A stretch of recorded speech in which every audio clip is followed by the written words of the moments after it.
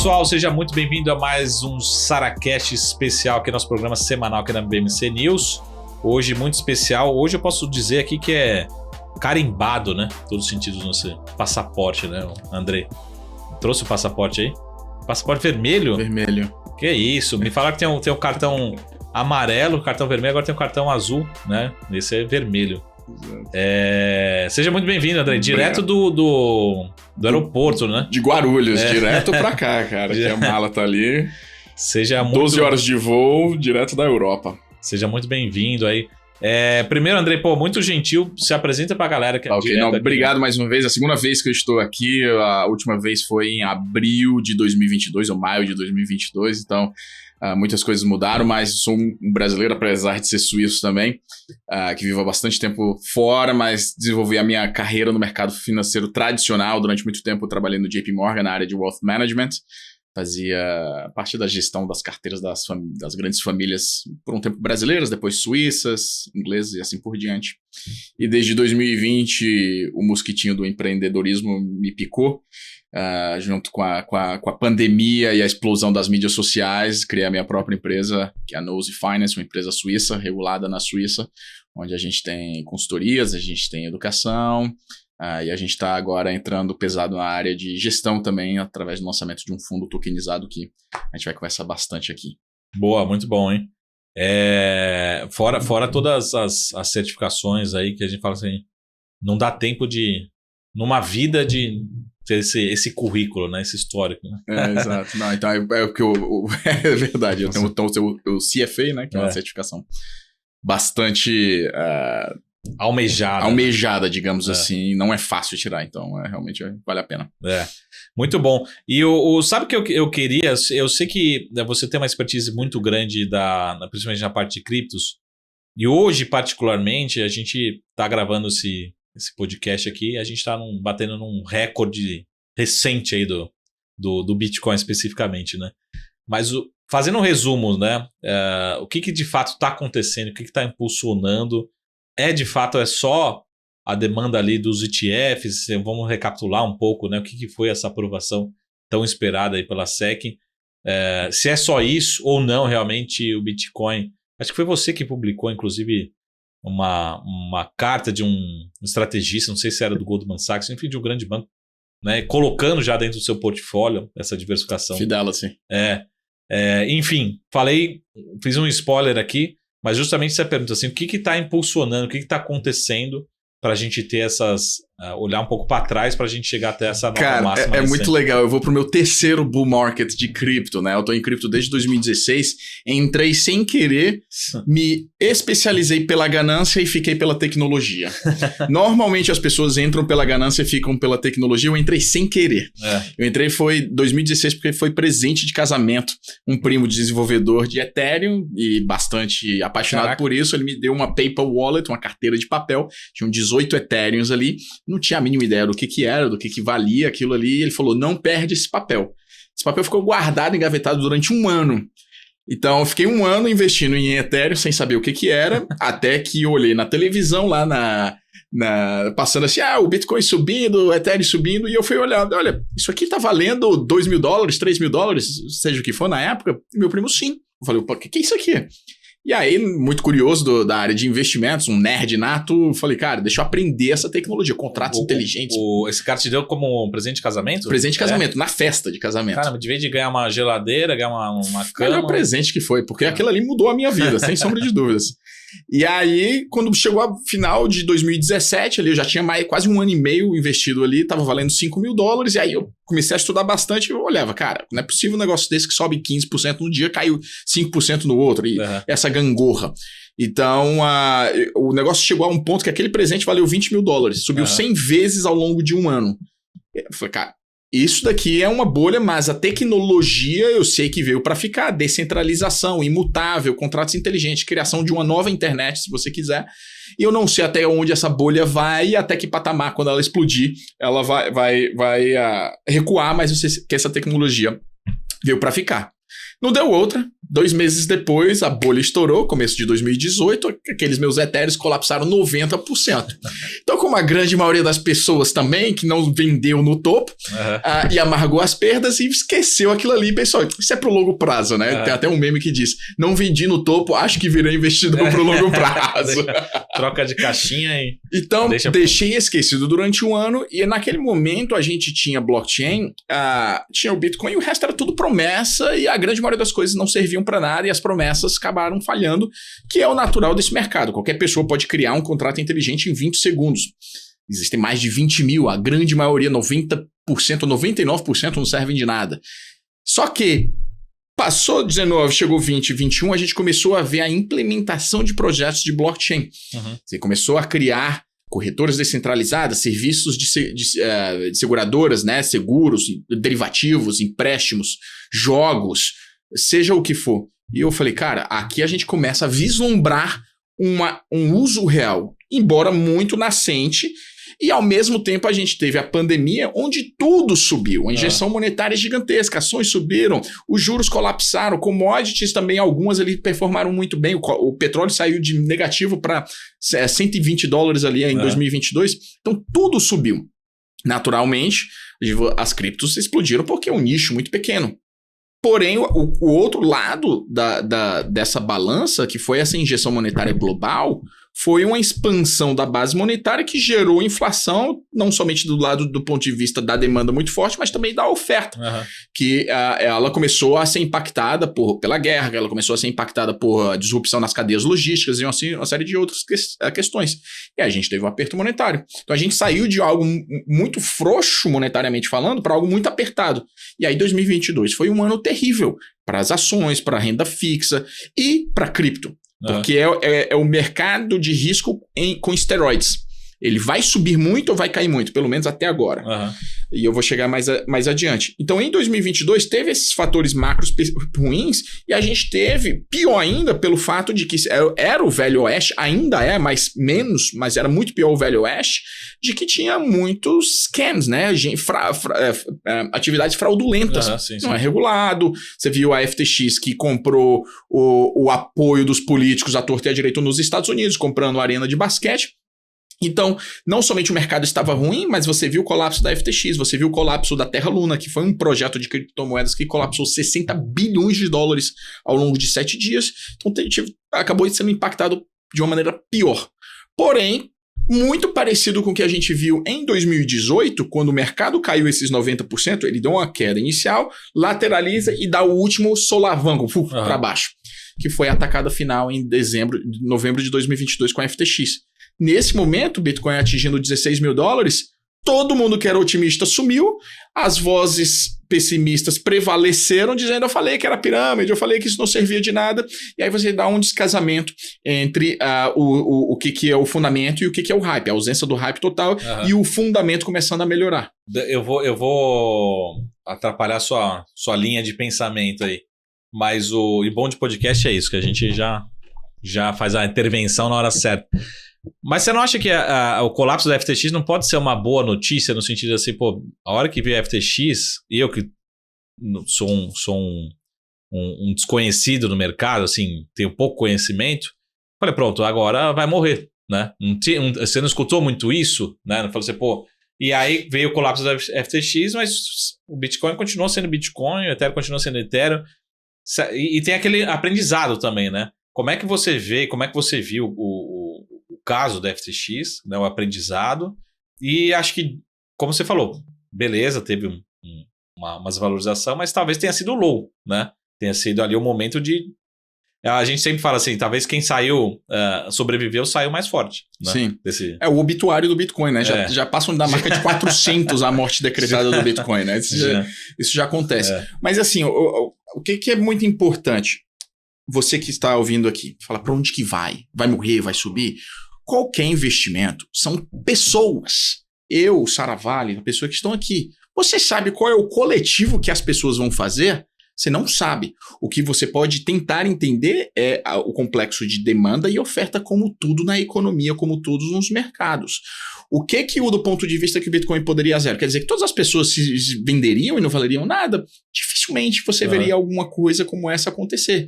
Você pode ver isso numa empresa, porque aí na empresa tem efetivamente um modelo de negócio, um dono, e aquela operação pode acabar. Quando você pensa em um ativo digital que já se criou uma nova classe de ativos, por isso que é muito difícil até entender precificação. Fala, não consigo precificar, não consigo botar um modelo de valuation. É uma classe de ativo completamente diferente. O que ela vai se atrelar mais são fluxos. Quais são as outras classes de ativos que têm fluxos? Commodities, moedas, de uma maneira em geral, acaba sendo isso. Então, as criptomoedas acabam entrando... Criptomoedas é até exagerado. O Bitcoin e talvez um pouco o Ethereum acabam entrando mais nessa vertente assim. Da tua pergunta específica, mas FTX acabou ter sido bom? Sim e não. Talvez foi bom porque... abriu o olho realmente para os reguladores, disseram, eu tenho que entrar ali, e deu mais força para entrar, porque muita gente acabou sendo prejudicada, e viram como a atividade fraudulenta da FTX entrou lá dentro do governo americano com o SBF, o Sam Bankman-Fried. Ele tinha acesso a políticos poderosíssimos, gastou mais de $100 milhões ali em lobby. Então, por um lado, trouxe a vigilância mais forte ali e a necessidade de trazer regulamentação. Porém, essa regulamentação ainda não veio. A gente não tem uma regulamentação nos Estados Unidos. Os Estados Unidos são, pelo seu tamanho, um dos países mais atrasados em regulamentação de cripto. O Brasil é bastante avançado, a Suíça é bastante avançada, a União Europeia está tentando avançar, mas os Estados Unidos ainda não. O grande pilar foi, final de 2022, eu lembro muito bem, a gente teve a The Economist mais uma vez sendo o pé trocado, que vai ser sempre o pé trocado. A reportagem de capa, quando atingiu $16 mil, é o colapso, Crypto Downfall, o colapso de cripto. E eu, naquele momento, eu postei no Twitter, eu falei, eu acho que o fundo está muito próximo.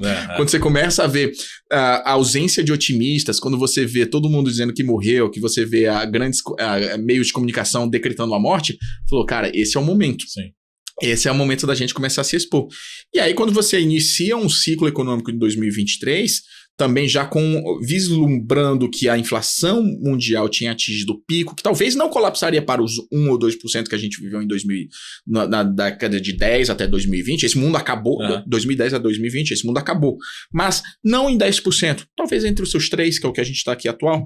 Então a gente começa a vislumbrar um cenário de normalização de taxas de juros, não a níveis antes que a gente tinha negativas, mas algo mais pré-2008, que é na casa dos 3, 4, 5%, que é o normal do crescimento econômico. E aí você começa a ver uma retomada do crescimento das ações, você começa a ver uma retomada do mercado de renda fixa, que teve 3 anos de bear market, e naturalmente também das criptomoedas que acabam entrando ali. Chega junho de 2023, aí que dá uma grande virada de página. BlackRock, maior gestora do mundo, fala, quer saber? Eu quero entrar nesse jogo aí. SEC, aprova para mim um Bitcoin, um ETF de Bitcoin Spot. Já existia desde 2017 os ETFs de futuro. Já existia uma série de fundos privados no mercado de Bitcoin. Mas o ETF é a grande virada, pois ele te possibilita dizer aí para os agentes autônomos, aos fundos de pensão, às seguradoras, aqueles que são mais regulados, dizer, você pode ter isso agora na tua carteira. E aí, muitas outras empresas já tinham pedido isso no passado e sempre rejeitadas. Inclusive a Fidelity já tinha pedido e tinha sido rejeitada. Só que o histórico da BlackRock, o Larry Fink, que é o cara manda em tudo ali, falou, esses caras não entram para perder. 596, se não me falha a memória, aprovados e somente um rejeitado em toda a sua história. E aí, quando a BlackRock chega, ela mostra, olha, a gente vai fazer a custódia na Coinbase, que é uma empresa regulada americana, a gente vai utilizar o serviço de vigilância de manipulação de mercado da Nasdaq, e a gente vai utilizar um fazedor de mercado também da Coinbase. Com isso, eu consigo trazer os 3 elementos que a SEC sempre rejeitou no passado, que era uma boa custódia segregada, um serviço de manipulação e mercados líquidos. E aí, quando fez isso, todos os outros que tinham pedidos também mudaram a maneira como tinha o pedido de aprovação. Aí você viu Fidelity, você viu vários outros também entrando. E aí, favas contadas, o mercado começou a antecipar isso. Dia 10 de janeiro teve a cartada final. E aí a gente começou a ter um novo cenário atual, onde Fidelity, há cerca de 3, 4 semanas atrás, no seu portfólio recomendado, conservador, falou, 1% no nosso ETF de Bitcoin. E aí, o que acontece? Se no seu conservador tem isso, imagina no arrojado. A gente está tendo agora entradas massivas que passam de 500 milhões de dólares por dia.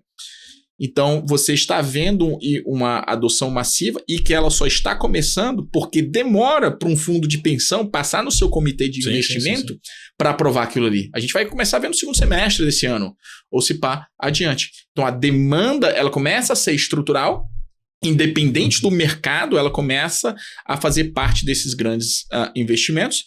E, por outro lado, você tem a parte da oferta. A oferta que ela tem, então, ela é estável, há uma geração, uma inflação natural. E com o advento agora em abril, chamado halving, que é cortar pela metade essa inflação, você tem um segundo patamar da oferta. Vamos chegar já daqui a pouquinho, mas o que eu queria perguntar é justamente isso aqui. A gente tem, vou pegar em um ano, tá? Nos últimos 12 meses, a gente tem uma valorização de 145% do Bitcoin em dólar, né? E aí a minha pergunta inicial era assim, o que deve-se, né, a essa valorização, no sentido que quando a gente teve lá na pandemia, 2021, 2022, começaram a falar que Bitcoin tinha uma correlação com o Nasdaq, né, era tecnologia. Aí falaram, no começo, antes, né, a bolsa despencou e Bitcoin chegou, acho que subir ali na pandemia, e falaram assim, não, é um ativo descorrelacionado.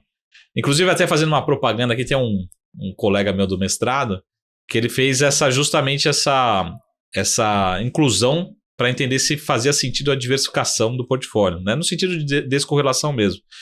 E agora, né? Assim, hoje que a gente está gravando, está voltando a bater 57 mil dólares, né? Parece que o pessoal combinou com você aqui. Qual que é o grande fator? Assim, são os ETFs, né?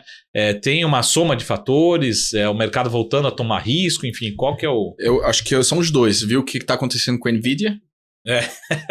Né? Você está vendo um cenário onde a gente começou 2023 com uma grande expectativa de recessão. 91% dos CEOs dos Estados Unidos disseram, vamos ter recessão. Jamie Dimon do JP Morgan falando, tá vindo um furacão na nossa direção. Todo mundo ficou com medo. Né? 2022 foi um ano muito ruim. Então você reprecificou os ativos de uma maneira geral. 2023 a gente surfou bem e a gente chega num cenário agora onde a inflação mundial, ela, de novo, não chega aos patamares mínimos, mas ela está dentro de um nível de controle ok. Com normalização de juros ok, não tão exagerado como se imaginava, e você começa a ver também aumento de liquidez no mercado, como um todo. Esse dinheiro vai para algum lugar. Então o pêndulo está indo para o outro lado. Então as ações estão subindo muito bem. Olha as ações da Nvidia, Meta, Apple, seja o que for. E a criptomoedas acaba sobrando isso. Ademais, você tem o fato de é um ativo regulado agora, é um ativo institucional. Isso não é pirâmide. Isso cabe num portfólio. E esses estudos são muito interessantes quando você pega historicamente um portfólio 60-40, que é o tradicional, e tu adiciona só 4% de Bitcoin com rebalanceamento trimestral ou semestral, tu tem um ganho na eficiência de retorno-risco tremendo. A tua volatilidade não explode, o teu retorno não explode. Então, justamente como é uma nova classe de ativo e a dificuldade de gerar um alfa, que grandes investidores estão vendo. Cara, esse daqui pode ser a ponta para eu conseguir aumentar o meu rendimento, o meu alfa. Então, a tua demanda está explodindo por esse lado, e do outro lado da narrativa que a gente teve agora, o halving, sem sombra de dúvidas, é uma narrativa muito forte, que é a tua inflação sendo cortada pela metade. Então, como eu estava dizendo, mais de 500 milhões de dólares sendo demandados por dia, isso é 10 vezes a mais do que se produz por dia, certo? Que isso é cerca de 50 milhões. E isso nos preços de 2 semanas atrás. Agora, com esses preços, pode ser até mais. Então, tu tá um descasamento. O grande ponto que eu sempre gosto de falar eu vou pro meu terceiro bull market agora. Eu sei como esse negócio é volátil. O Bitcoin, a minha perspectiva é que ele comece a se assemelhar gradualmente a uma Nasdaq um pouco mais arriscada. Por outro lado, também não teríamos aquelas correções de 80%, mas também não teríamos altas de 1000% que a gente teria. Ele começa a se assemelhar, justamente porque vai ter uma demanda tanto na alta como na baixa do institucional. As outras 20 mil, cento e tantas que tem ali, muitas vão a zero e outras vão subir 10 mil, 50 mil, 200 mil. E aí que entra a importância do investidor ele ter um plano. Se ele quiser só se expor em Bitcoin, beleza. Se ele quer se expor em outras altcoins, você tem que ter uma gestão ativa. E isso que a grande parte dos investidores não consegue saber. Se ele compra topo. E aí ele amarga a derrota, ele não consegue se desfazer. Então a gestão ativa é fundamental para poder surfar esse mercado. Então, vamos dar só um passo para trás no sentido de... E aí eu queria que você me corrigisse se estivesse errado, mas... E de repente seja cedo estatisticamente para avaliar. Mas parece que desde a criação, pelo menos olhando de fora, desde a criação dos ETFs, me parece, como você falou, que o Bitcoin ele ficou, entre aspas, mais previsível, menos volátil, no sentido assim, pô, eu não tenho a percepção, ou acho que a probabilidade de hoje é muito baixa, que, por mais que a gente tenha um bear market, de cair 80%, né?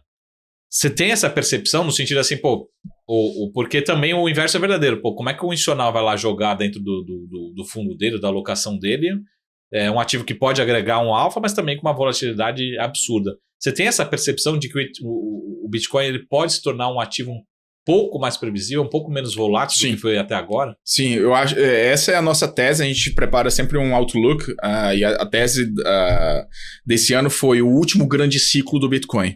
E, até um pouco de provocar a audiência, falando assim, como assim, vai morrer? Não, ele vai começar, como eu comentei, vai se espelhar a uma Nasdaq um pouquinho mais alavancada, digamos assim. Um beta na carteira. Exatamente.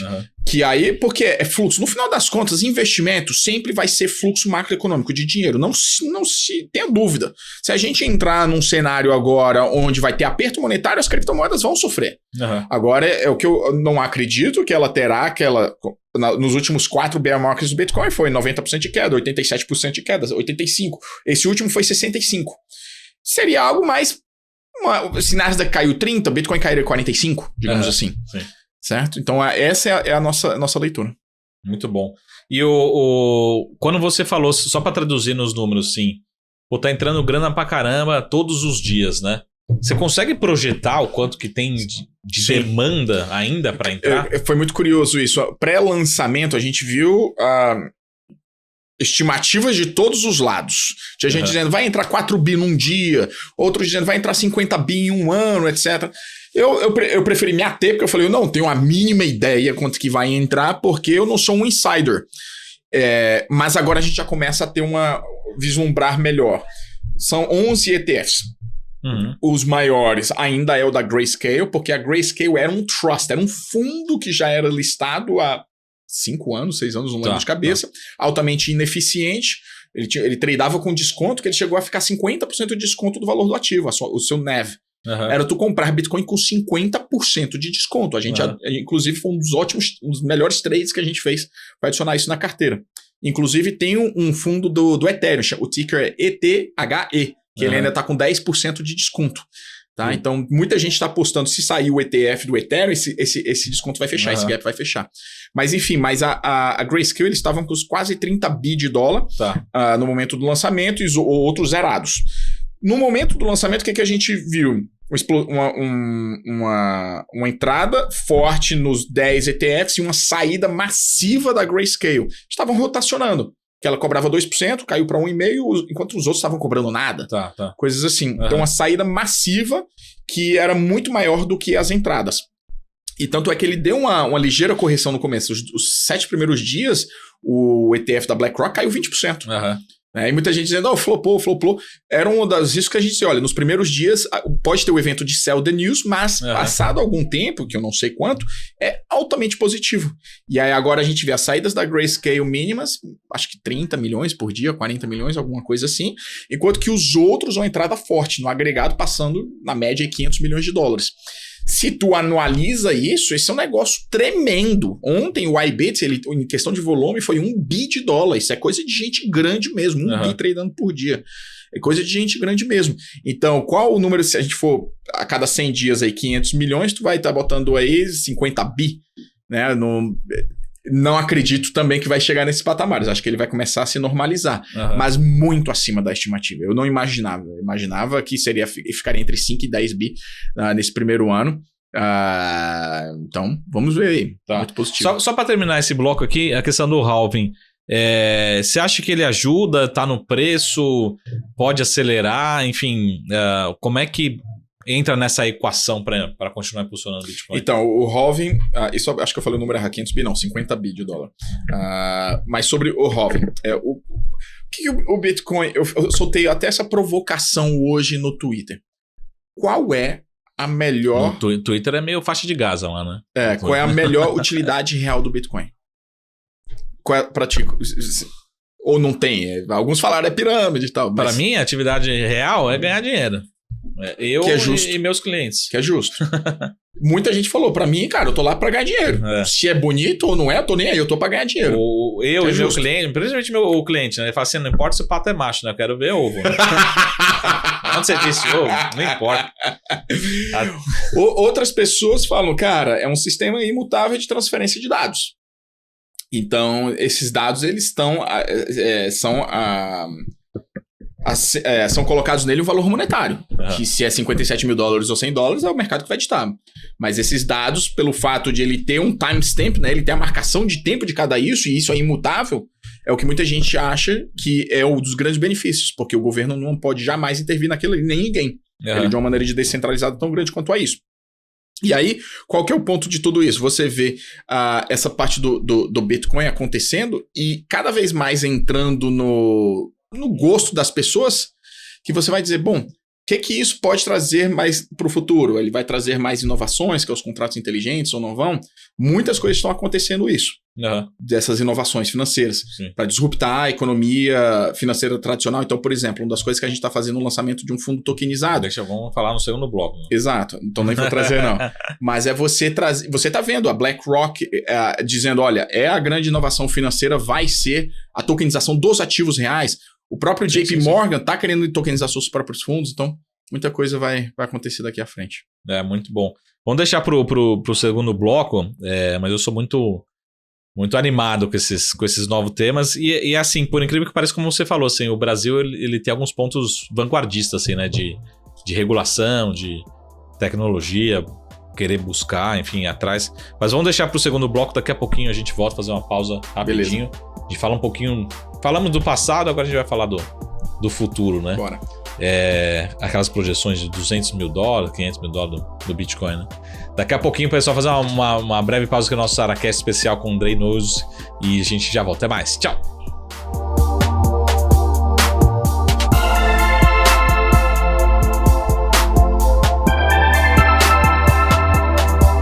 Fala, pessoal, estamos de volta aqui ao nosso SaraCast especial diretamente da Suíça. Daqui a pouquinho, após os bastidores aqui, vão ser distribuição de chocolates, né? Me falaram aqui, né? É isso? Com certeza. Só não sei se é suíço.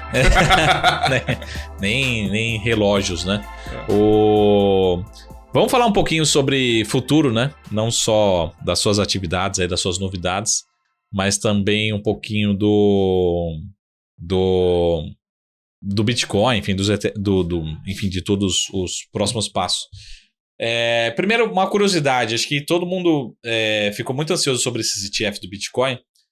Vem ETF de Ethereum, como é que é os próximos passos? Tem espaço para, enfim, outras altcoins, enfim, como é que é o próximo passo? E como você falou, assim, o que tem de novidade também de regulação nos Estados Unidos, assim? O que pode ser que mude de patamar, demanda, enfim...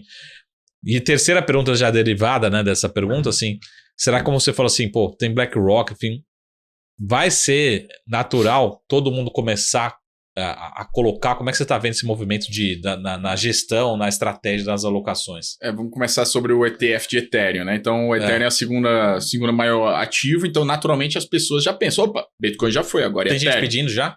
Sim, sim, para ter a resposta agora em maio. Maio? Maio, a resposta definitiva. Caraca. Ou sim ou não. Legal. E esse é mais complicado. A SEC ela conseguiu relutar muito durante bastante tempo por uma série de irregularidades no mercado como um todo, não tinham as garantias que o investidor estaria protegido ou não. Não vou entrar na discussão se eles estavam corretos ou não, mas essa era a visão deles. Mas nunca houve a discussão que o Bitcoin era um chamado valor mobiliário. Era já definido que não é valor mobiliário. Não tem dono, não tem um agente centralizador. O seu código, muito embora o código é mutável, mas muita discussão de que pelo menos você não poderia mudar mesmo o código do Bitcoin. era grande a questão, se a gente criar esse ETF aqui, o nosso investidor vai estar protegido ou não. Para o Ethereum, essa discussão, ela existe. O Ethereum foi criado através de um grupo de pessoas liderados pelo Vitalik Buterin, que é um canadense russo, um programador lá, que tem uma empresa, uma fundação, a Ethereum Foundation, que fica na Suíça. Então há uma discussão muito grande se ele deve ser considerado como um valor mobiliário ou não. Claro. E todas as outras criptos. O Bitcoin era o único que tinha pelo menos esse salve da SEC e da FTCC, que é o regulador de commodities e moedas. Então, se for aprovado, vai ser uma surpresa. Eu acho que ainda tem a chance grande de não ser aprovado. Porém, o mercado já está precificando bastante que será aprovado. Tá. Isso você pode ver na quantidade do chamado Open Interest, que é a alavancagem na CME, que é a Bolsa de Chicago. Ela está nas máximas históricas desde o pico, desde o bull market lá em 2021, e crescente. A performance do price action do Ethereum está muito forte e o institucional está lá. Esses caras normalmente têm um bom insight. Se eu estou vendo a alavancagem no institucional aumentando, eu falo, cara, e próximo, né, já em maio, eu falo, cara, esses caras estão dizendo que esse ETF está vindo, tá? Mas ainda não está 100% precificado, principalmente porque, como eu te comentei, tem esse trust, esse fundo chamado ETHE, que é listado em bolsa e ele ainda está tradando com 10% de desconto versus o valor do ativo. Questão de novas, se vai ser para todos os outros ETFs. Acho que não.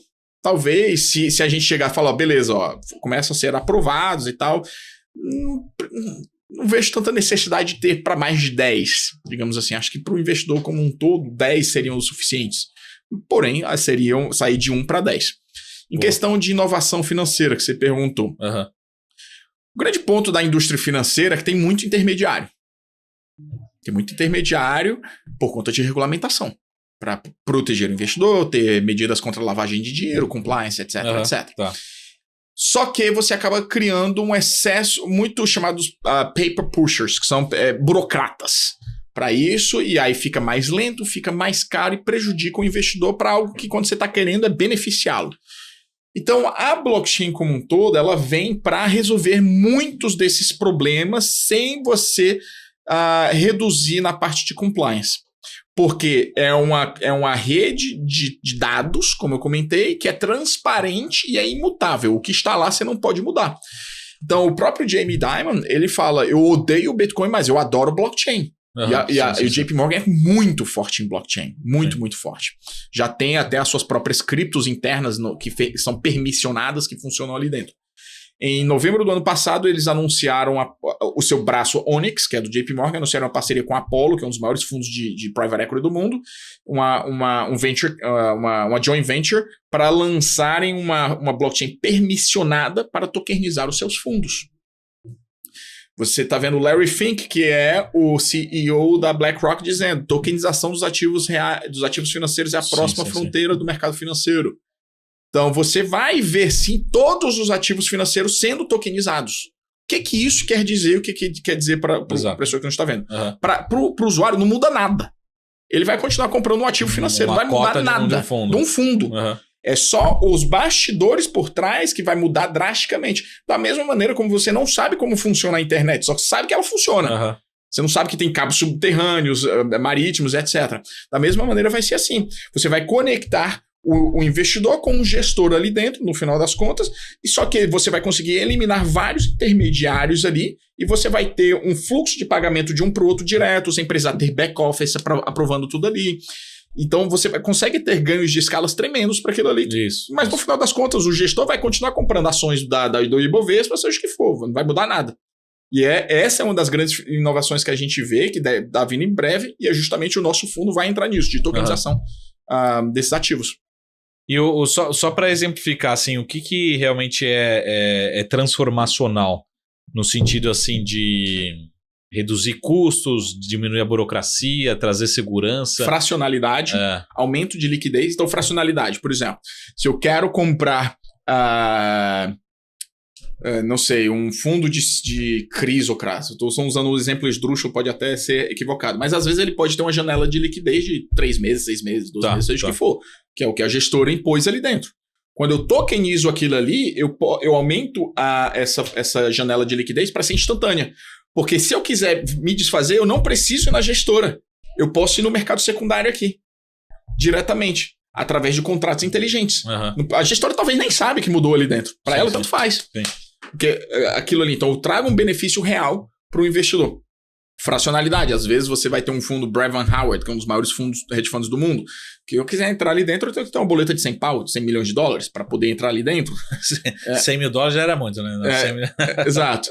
Então, o que eu posso fazer? Eu posso ser o investidor primário disso aqui e eu fraciono aquilo ali e vou permitir que o cara entre com 100 dólares. E aí ele vai estar exposto ao investimento ali dentro. E a regulação, no sentido assim, ela está preparada para isso? Na Suíça já existe. Certo? O que a regulação sempre vai se preocupar? Se tem potencial lavagem de dinheiro, sim. Essa é uma. Então, você identificar quem são as pessoas que estão ali dentro de onde veio aquele dinheiro, se não está tendo nenhuma manipulação de mercado, e se você está protegendo o investidor. Certo? Se você está protegendo a saúde do mercado financeiro. Uma coisa que a Suíça é muito avançada nisso, e é que ela fez, a gente vai pegar as mesmas regras que existem no mercado financeiro tradicional, a gente vai trazer para cripto. É igualzinho a mesma coisa. Sim. Então isso trouxe um ambiente regulatório para quem está ali dentro saber, beleza, eu já sei o que eu tenho que fazer, eu já sei qual é a licença que eu preciso ter, já sei quem o advogado precisa ter. Nos Estados Unidos tem essa incerteza. O que é hoje, amanhã pode ser diferente. E aí você segura muito a inovação financeira. Tá. Muito bom. Bom, fala então um pouquinho das suas novidades. Você falou, pincelou aí rapidamente, mas fala o que é das suas novidades ou do que você acha que pode mudar. Até, de novo, e até eu coloquei aqui nos bastidores do desafio, mas como é que você vê a aceitação do investidor global, mas principalmente o investidor brasileiro, para esse tipo de investimento? Por exemplo, na minha opinião, acho que na média, o investidor, pelo menos o investidor qualificado no Brasil, ainda é avesso a temas novos, né? Mas o inverso é verdadeiro também. Por exemplo, quando você vai comprar uma ação da Petrobras hoje, né, ninguém fica perguntando assim, mas no meu home broker, será que eu comprei mesmo? Eu vou ligar na minha corretora para confirmar se está na minha custódia? Não, já está tudo eletrônico, né? Exato. Enfim, como é que você vê essa evolução? É tudo questão do UX, a experiência do usuário. Cripto sempre foi terrível em experiência do usuário. É uma das piores coisas que tem na experiência do usuário. Mas por quê? Porque quem é muito crente nisso fala descentralização. Você é o dono daquilo ali. Ninguém pode jamais tocar naquilo ali. Só que você não vai pegar para o usuário comum falar, cria uma carteira, se vira. Um negócio super... Se tu fizer errado, acabou, perdeu. Isso é um negócio horrível. Aí qual é o outro lado da moeda que tu vai fazer? Tu quer facilidade? Eu posso te ajudar, mas vai ter níveis de centralização ali dentro. Sim. Então sempre foi essa gangorra. Do ponto de vista de tokenização de um ativo financeiro, ela vai ter elementos de centralização, não tenha dúvidas quanto a isso. Agora vai chegar num ponto que é a XP, BTG, seja o que for, ela vai implementar blockchain ali dentro para fazer o settlement das transações. O usuário jamais vai saber o que acontece ali dentro. O que ele vai conseguir é ganhos de escala no custo, talvez, na implementação do fundo ou na eficiência justamente da liquidez do mercado secundário, que ele vai poder existir. Hoje é um negócio muito... olha como que o mercado brasileiro é super complicado. Se você tem um CRI ou CRA, e eu tô na XP, se eu quiser vender aquilo ali, muitas vezes eu vou ter que pagar um deságio gigante, né? Sim. Por que não seria legal ter um mercado secundário, se eu pudesse tokenizar aqueles CRIs e CRAs ali e poder executar no preço de mercado? Então tem várias outras coisas que vão acontecer de inovação financeira nisso daí. Tá, e aí a pergunta assim, quais são os próximos passos? No sentido assim, por exemplo, pergunta básica, vai. Por que ninguém fez ainda? Ou a segunda pergunta beleza, você está fazendo e tal, mas qual que é a velocidade? Né? Não, eu acho que em 5 anos está tudo tokenizado, em 10 anos não vai ter 10% tokenizado. Como é que você vê essa... Vamos dar um passo atrás aqui, né? Então, nós temos as carteiras recomendadas de cripto, elas performaram muito bem no bear market, a gente conseguiu defender muito bem. Com o início da retomada do mercado, a gente surfou igual. Então, o nosso alfa está muito alta já. A rentabilidade acumulada já são mais de 100%, mesmo tendo iniciado... Alfa você compara a retorno do Bitcoin? Do mercado amplo de criptomoedas. A gente está 20% acima do mercado amplo de criptomoedas. Está 100 versus 80, mais ou menos assim. A gente começou lá em agosto de 2022. E aí, muitos dos clientes falaram, cara, gosto disso, mas não tenho tempo de acompanhar. Faz para mim? Sim. Então, a gente embarcou ao longo dos últimos 8 meses tentando encontrar veículos regulados para fazer isso. E falamos com várias gestoras aqui, lá na Suíça também, mas sempre embargava ali na parte do custo.